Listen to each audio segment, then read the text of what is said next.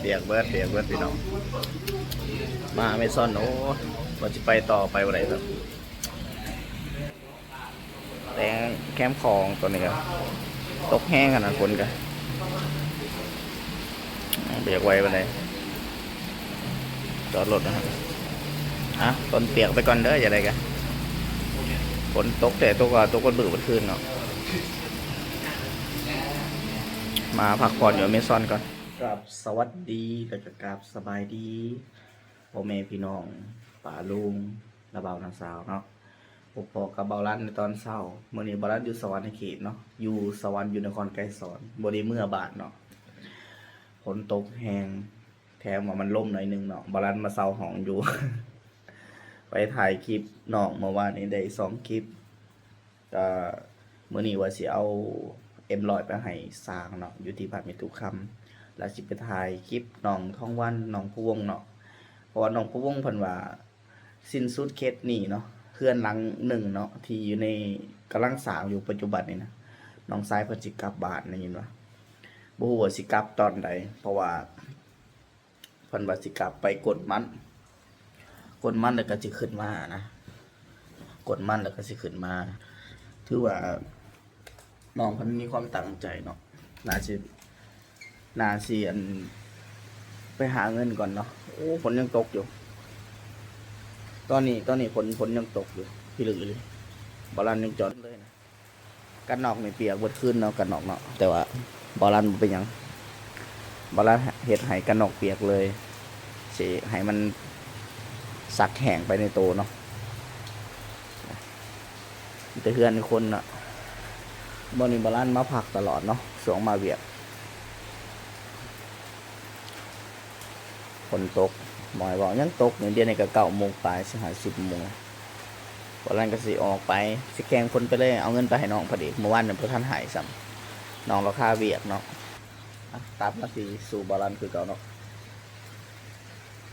บรรยากาศนี่ดีอยู่พี่น้องแต่ว่าฝนตกจักเสียจังเลยเนาะวันหน้าก็อาบน้ำแล้วฝนตกจะเสียจะได้ไปอยากไม่อยากอยู่เบิ่ง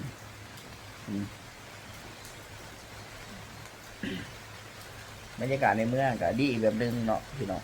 เพราะว่าดีคันมีเวียดีแบบนึงกับมีเงินวันนี้อยู่บ้านนอกวันนี้คันบ่มีเงินก็พออยู่ได้เพราะว่ายัง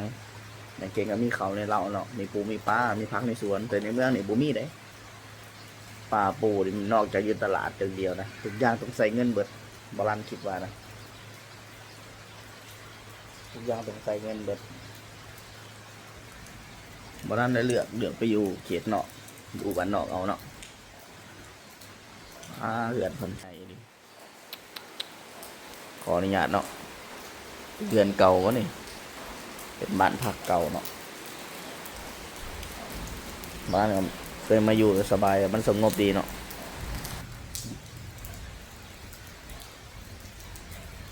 ในเมืองตกไปได้กันส่วนใดก็โม่ต้องเลยเอาเห็ดเวียดได้นี่อยู่เขตเนาะเฮานี่คือว่าเลยเนาะคันว่าฝนผ่าอากาศบ่เป็นใจเนี่ยก็จำเป็นต้องได้อยู่ในเรือนในศาลเลยในเมืองต้องได้ออกเห็ดเวียดเนาะเพราะว่าหลายคนก็จะเข้าใจแหละพี่น้องหลายคนอยู่ที่เบื้องนอกต่างประเทศทุกคนต้องออกหาอยู่หากินตอนเอาเห็ดเวียดเห็ดงานเพราะว่าบางคนเห็ดเวียดอยู่บริษัทอยู่ออฟฟิศเนาะต้องเขาไปเห็ดเวียดรายงานเวียดตลอดนะนั่นน่ะเลยมาได้กันเสียออกมาบอกอยู่ในห้องกันเนาะยังว่าฝนผ่าอากาศกับบปันก็ดีอยู่เนาะความหมายว่าฝนตกแต่ว่าการที่เราจะไปเห็ดเวียดเห็ดงานกิจกรรมต่างๆนี่ยากๆในนั้นพี่น้อง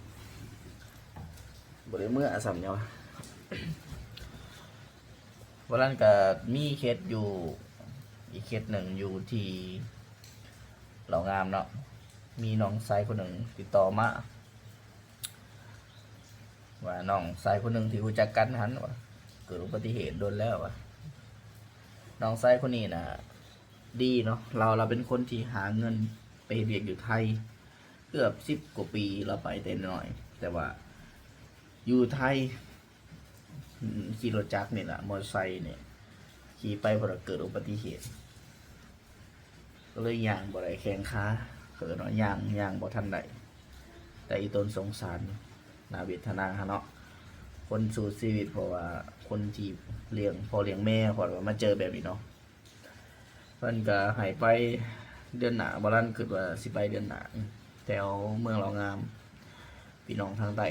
พุ่นแหละทางเมืองสารวัตรเฮาทางแขวงสารวัตรพุ่นแหละมีหลายเคสอยู่เนาะติดต่อมาเนาะคือบ่ลันก็บ่มีทีมบ่ใหญ่เนาะก็สิเก็บ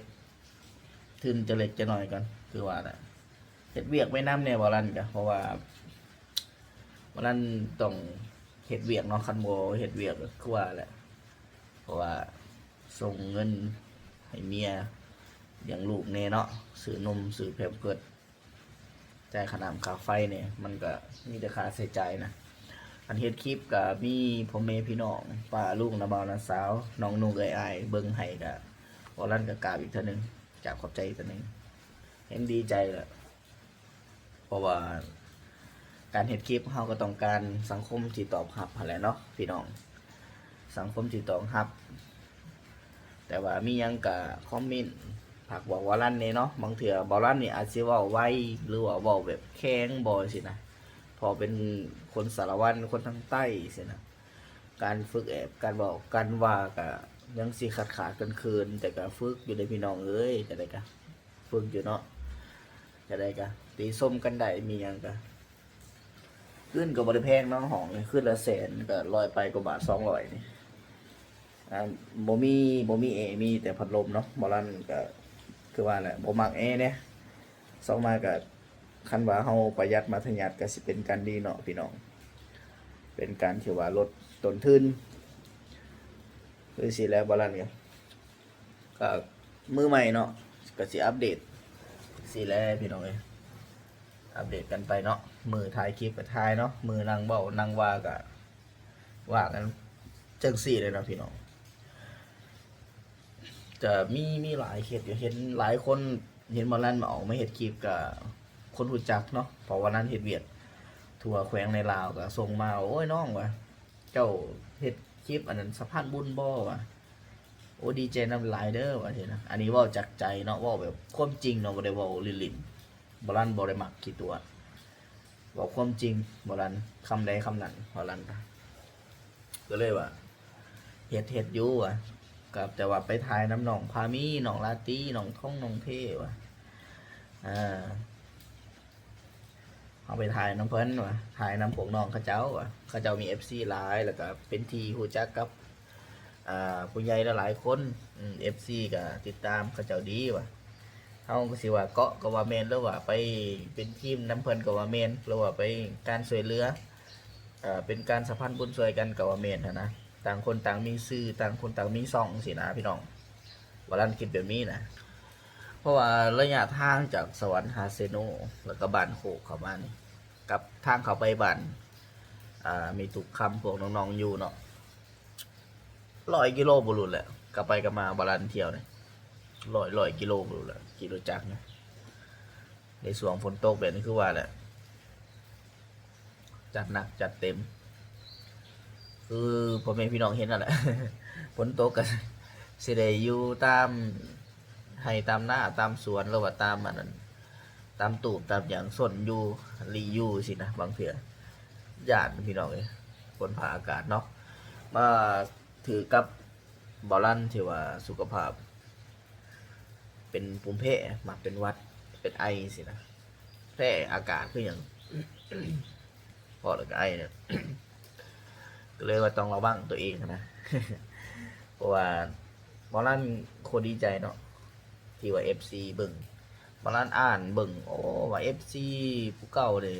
เบิ่งให้ตลอดแล้วก็คอมเมนต์ให้ตลอดว่าบอลันว่ะโคตรดีใจเลยเบิ่งเลยก็ดีใจนะดีใจที่เห็นพ่อแม่พี่น้องน้าบ่าวน้าสาวป่าลุงเนาะเบิ่งให้แล้วว่าให้กำลังใจนะบ่ว่าจะเป็น FC ของน้องพามีน้องลาตีน้องพงแต่ก็หลายผักส่วนเนาะที่เขามาใหม่กับบี้นะหลายคนก็สิฮู้บาลันแนะนำ เป็นแฟนของสารพรหรือเป็นผัวของสารพรเนาะสารพรน่ะก็สิเฮ็ดอยู่ดอกแต่ว่าน่าจะลอกให้ลูกใหญ่พุ่นแหละจากปีปลาย2 ปีนะเฮ็ดบุญใหญ่นำกันสร้างบุญใหญ่นำกันช่วยเหลือพี่น้องท่วมสาท่วมบ้านท่วมเมืองจังซี่นะช่วยผู้เล็กช่วยผู้น้อยนะเฮามีงบมีทุนสไดช่วยเท่านั้นบ่ลั่นนะก็บ่ลั่นก็สิเอาเงินไปมอบให้น้องทองวัน500 บาทเนาะแต่ว่าผู้ใหญ่เพิ่นให้บ่ลั่น30,000ให้เติมค่าน้ำมันเด้อบ่ลั่นก็เลยว่าโอ้ยขออนุญาตเด้อบ่แม่นว่าปฏิเสธเงินหน่อยเงินหยังขนาดบ่ลั่นสิให้น้องเพิ่นซาว่ะให้น้องเพิ่นโลดว่ะแต่ว่าขอให้น้องเพิ่นเบิดเลยนะแต่ว่าถือว่าสิเป็นน้ำใจของผู้ใหญ่เพิ่นก็อย่าเนาะแต่ว่าบ่ลั่นให้น้องเพิ่นเนาะเพราะว่าช่วงนี้ก็คือว่าแหละไปถ่ายคลิปน้องเพิ่นผู้ใหญ่เพิ่นเห็นจังซี่นะเห็นในความตั้งใจเห็นในความเอ็นดูสงสารนะเมตตากรุณามุทิตาอุเบกขานะ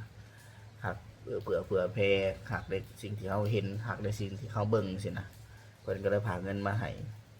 คนอื่นบ่ลั่นก็ขอขอบคุณขอบใจเนาะแทนน้องขอขอบคุณขอบใจแทนน้องเพิ่นหลายๆเนาะอันนี้จับกล่องอยู่เนาะพี่น้องเนาะต้องใส่มือเดียวเด้อที่ว่ามีจิตใจเผื่อแผ่แล้วว่าในนามที่ว่าเบิ่ง2 บ่ลั่นเนาะก็บ่ลั่นน่ะดีใจเพียงแต่ว่าเบิ่งคลิปคอมเมนต์บ่ลั่นก็ดีใจแล้วนะถือว่าสิบ่ได้หยังจากพี่จากน้องหยังก็อย่าเนาะเป็นการที่มักส่วนโตวได้การถ่ายคลิปการเว้ากันว่าเป็นการที่ออกสื่อไปในโตวนะจะได้ก็บ่ลั่นก็ฝากเลยเด้อฝากเบิ่งโฆษณาให้แน่เนาะฝากเบิ่งคลิปให้แน่จะได้ก็ฝากในอ้อมกอดพ่อแม่พี่น้องหลายๆคนที่ให้กำลังใจบ่ลั่นนี่เด้อจะได้ก็บ่ลั่นก็สิไปถ่ายคลิปแล้วมื้อนี้นะโอ้ยฝนยังตกอยู่เนาะสิออกไปได้จะได้เด้พี่น้องฝนยังตกอยู่พุ่นนะสิไปได้จะได้เด้นี่อุปสรรคในการไปถ่ายคลิปขนาดเนาะรถใหญ่บ่มีโอ้ยยังตกอยู่พ่อแม่พี่น้องเอ้ยบ่ลั่นก็เฮ็ดจะได้เด้บัดนี้บ่ลั่นอยู่แถวแคมป์ของเนาะบ่ลั่นก็มารอโหลด Wi-Fi อยู่นี่เลยโหลดคลิปเลยพ่อแม่พี่น้องเอ้ยอาศัย Amazon เป็นหลักเนาะมาเฮ็ดเวียกมือเดียวก็ตก3 คนจ้ะพ่อแม่พี่น้องพบพ่อกับบ่ลั่นคือเก่าตามเคยเวลาเดิมมื้อนี้บ่ลั่นกว่าสิไปโอ้ยฝนตกเป็นอุปสรรคอีกแล้วเพราะว่าหยังเนาะบ่แม่นว่าย่านฝนดอกเมื่อวานนี่แข้งแล้วนะย่านบ่สบายบัดนี้ก็ว่าย่านอยู่เนาะย่านบ่สบายตกแท้ตกว่าฝนก็บ่ลั่นมักมานั่งอยู่แคมป์ของ Amazon มานั่งรีแลกซ์สมองหลายสิ่งหลายอย่างเนาะกลับมาเฮ็ดเวียกพร้อมบ่ลั่นก็บ่ลั่นมาเฮ็ดเวียกเนาะมาเฮ็ดเอกสารนี่แหละเอกสารแต่งดองของพี่น้องของคนลาวบ้านเฮากับพี่น้องทั้งฝั่งไทยทางมุกดาหารกับน้องคายเนาะแต่งงานกัน11 คู่เดือนนี้บ่ลั่นก็เลยว่ามาเนาะพี่น้องมาเฮ็ดเวียกนำมาถ่ายคลิปนำขอบใจสำหรับกำลังใจหลายๆเด้อที่มาเชียร์มาชมบ่ลั่นเนาะบ่ลั่นสิเว้าไวมักเว้าไวบ่ลั่นพยายามเว้าซ่าๆแต่มันก็เป็นแบบพี่น้องเอ้ยจักสิเฮ็ดแนวใดเนาะอาการเว้าไวนี่จักสิเศร้าเนาะบ่ลั่นกะจัดไปสิกราบลาคำว่าสบายดีสาธุ